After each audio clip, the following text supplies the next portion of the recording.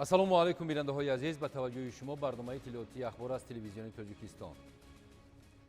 27 май дар қасри миллат асосгузори сулҳу ваҳдати миллӣ пешвои миллат президенти ҷумҳурии Тоҷикистон муҳтарам Эмомалӣ Раҳмон ба муносибати ҳои сарҳадии Кумитаи давлатии амнияти миллии ҷумҳурии Тоҷикистон ба як гурӯҳ хизматчиёни ҳарбӣ мукофотҳои давлатӣ ва рутбаҳои навбатии ҳарбӣ тақдим намуданд. гузориш дар ин хусус. 27 май дар қасри миллат асосгузори сулҳу ваҳдати миллӣ пешвои миллат президенти ҷумҳурии Тоҷикистон муҳтарам Эмомалӣ Раҳмон ба муносибати сисолагии таъсисёбии қушунҳои сарҳадии Кумитаи давлатии амнияти миллии ҷумҳурии Тоҷикистон ба як гурӯҳ хизматчиёни ҳарбӣ мукофотҳои давлатӣ ва рутбаҳои навбатии ҳарбӣ тақдим намуданд. нахуст сарвари давлат муҳтарам Эмомалӣ Раҳмон хизматчиёни ҳарбиро ба ифтихори сисолагии таъсисёбии қушунҳои сарҳадии Кумитаи давлатии амнияти миллии ҷумҳурии Тоҷикистон ва сарфароз гардиданашон бо мукофотҳои давлатию рутбаҳои олии ҳарбӣ табрику таҳният гуфтанд. президенти кишвар бо қаноатмандӣ иброз доштанд ки хизматчиёни ҳарбии қушунҳои сарҳадӣ сипари боэътимод ва ҳомиёни марзу буми сарзамини аҷдодиамон, яъне кафолати истиқлолу озодии давлату миллат, фазои орому осудаи кишвар ва ваҳдату сарҷамъии мардуми шарифи Тоҷикистонро сарбаландона ва ҷавонмардона таъмин карда истоданд.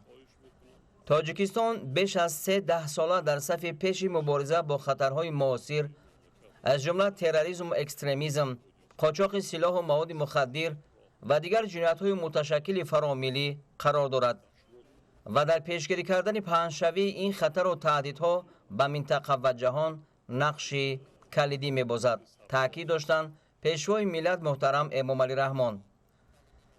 президенти мамлакат иброз доштанд ки сарҳадбонони кишвар дар давраҳои бисёр ҳассоси таърихи давлат ва халқи тоҷик рисолати худро содиқона иҷро намуданд ва ба эътимоду эҳтироми мардуми Тоҷикистон сазовор гардиданд.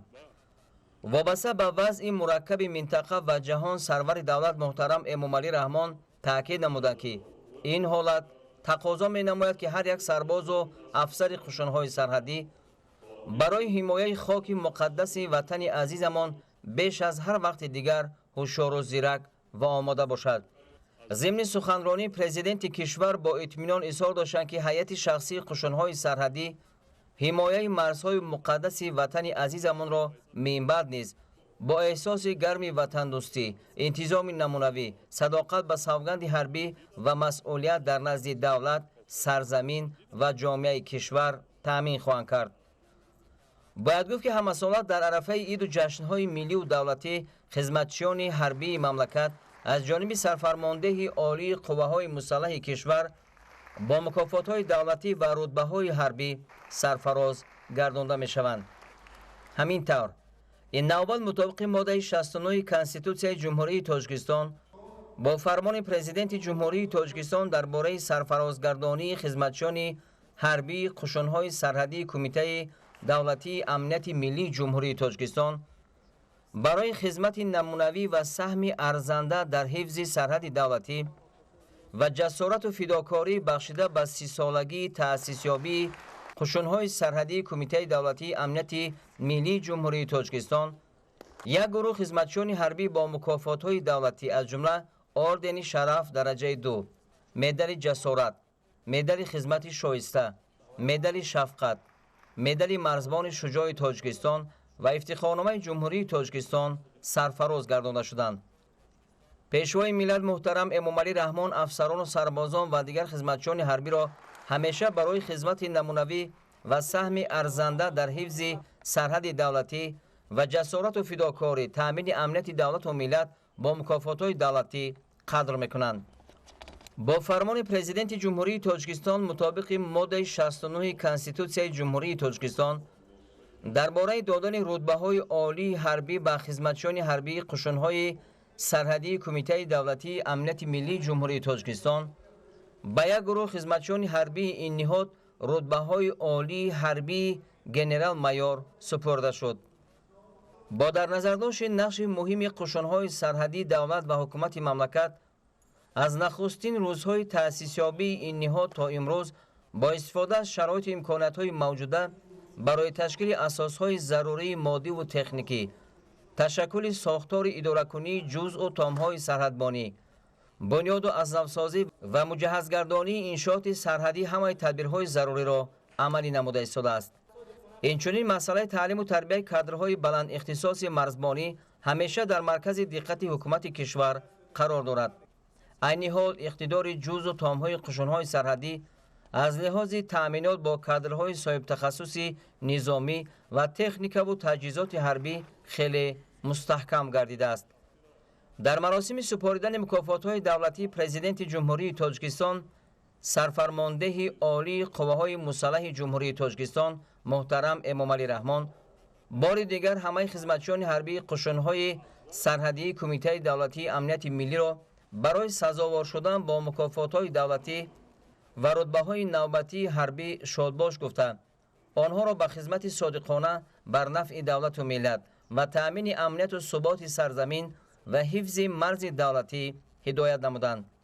در آخر پیشوای ملت محترم امامعلی رحمان اظهار اطمینان کردند که همه خدمتچیان حربی وظیفه با شرف و مقدس خود را با صداقت به وطن، دولت، ملت و سوگند حربی خود با انتظام قوی، دانش و ملکه معاصر و مهمتر از همه با روحیه بلند وطن دوستی اجرا می‌نمایند. امروز رئیس مجلس ملی مجلس عالی جمهوری تاجیکستان رئیس شهر دوشنبه محترم رستم امامعلی با رئیس حکومت مردمی شهر چندوی جمهوری مردمی چین وان فنچاو ملاقات نمودند. تاکید گردید که مکالمه دائمی دوستانه و با اعتماد پرزیدنت جمهوری تاجیکستان محترم امامعلی رحمان با رئیس جمهوری مردمی چین محترم سی جین پین عامل مهمی مناسبت شریکی استراتژی دو کشور محسوب می‌یابد.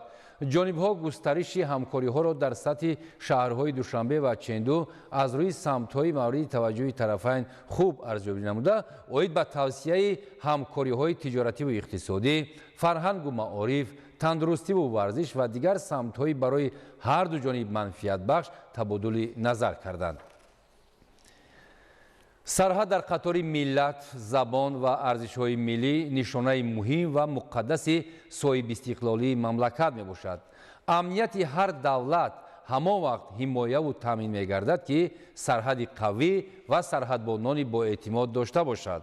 در پیروی به تشبث و اقدام‌های اساسگذار صلح و وحدت ملی پیشوای ملت پرزیدنت جمهوری تاجیکستان محترم امامعلی رحمان بخشیده به 30مین سالگرد تأسیس یابی قشون‌های سرحدی کمیته دولتی امنیت ملی جمهوری تاجیکستان از جانب رئیس مجلس ملی مجلس عالی جمهوری تاجیکستان رئیس شهر دوشنبه محترم رستم امامعلی به دیدبانگاه سرحدی سلام علیک و باغ شمس‌الدین شاهین دو نقلیات و مواد خوراکه کمک کرده شد.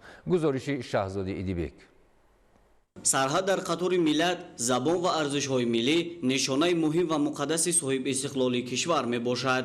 امنیت هر دولت همان وقت حمایه و تامین میگردد که سرحد قوی و سرحدبانی با اعتماد داشته باشد. دوام سالهای صاحب استقلالی با دستگیری و توجه خاص اساسگذار صلح و وحدت ملی پیشوای ملت پرزیدنت جمهوری تاجیکستان محترم امامعلی رحمان جهت تامین امنیت سرحدی اینفراستراکتور مکمل در قسم‌های نظامی قشون‌های سرحدی بنیاد و نوسازی کرده شدند. در عین زمان سربازان و افسران قشون‌های سرحدی در منطقه‌های سرحدی جمهوری فعالیت نموده هیئت شخصی آن برای اجرای وظیفه‌های به ذمه داشته‌شان صادقانه خدمت می‌کنند. بخشیده به 30مین سالگرد تأسیس یابی قشون‌های سرحدی در دایره هدایت‌های انسان‌دوستانه پیشوای ملت محترم امامعلی رحمان با اقدام و تشبث‌های خیرخواهانه رئیس مجلس ملی مجلس عالی جمهوری تاجیکستان رئیس شهر دوشنبه محترم رستم امامعلی به دیدبانگاه حربی سلام علیک و باغ قشون‌های سرحدی کمیته دولتی امنیت ملی جمهوری تاجیکستان در ناحیه شمس‌الدین شاهین ولایت خرلان کمک دسترس کرده شد. کمک‌ها را که عبارت هستند از 2 автомашین و 13 تن مواد عضوقواری نمایندگان مقامات اجرایی حاکمیت دولتی شهر دوشنبه و مسئولین قشون‌های سرحدی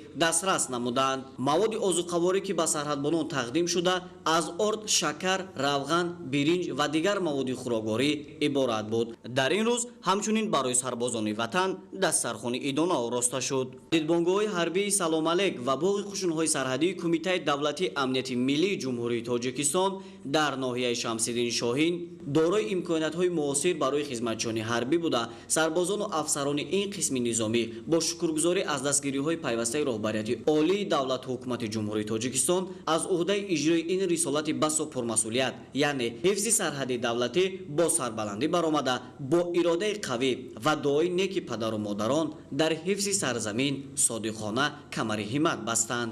хобгоҳи сарбозон бо кат ва ҷиҳозҳои лозима муҷаҳҳаз буда, ҳамчунин синфхонаҳои таълимии дорои таҷҳизоти аёнии таълимӣ таъминанд ва сарбозон нозукиҳои ҳифзи сарҳадро аз худ менамоянд. сараввали миннатдории худро ба сарфармондаи олии қувваҳои мусаллаҳаи ҷумҳурии Тоҷикистон, генерали артиш, асосгори сулҳу ваҳдати миллӣ, пешвои миллат муҳтарам Эмомалӣ Раҳмон мерасонам ва миннатдории худро инчунин ба раиси шаҳри Душанбе муҳтарам Рустам Эмомалӣ мерасонам, ки ба сарҳадбонони кишвар чунин ғамхориҳои беандоза нозир мекунанд ва имрӯз боиси хушнудӣ ва сарфарозист, ки бахшида ба ҷашни 30-солагии таъсисёбии қушунҳои сарҳадии ҷумҳурии Тоҷикистон техникаҳои замонавӣ ба сарҳадбонони мардуми кишвар эҳдо намуданд. мо сарбозон ваъда медиҳем, ки хати сарҳадии давлатии худро ҳамеша пойдор ва устувор нигоҳ дорем ва парчамбардори кишвари азизамон дар арсаи байнулмилалӣ бошем. ҳамом, нуқтаи шустушӯй, ҳуҷраҳои ёрирасон, амбор барои нигоҳдошти техникаҳои ҳарбӣ ва хонаи нигоҳдории силоҳ аз ҷумлаи дигар инфраструктуре мебошад, ки дар ин қисми низомӣ фароҳам оварда шуданд.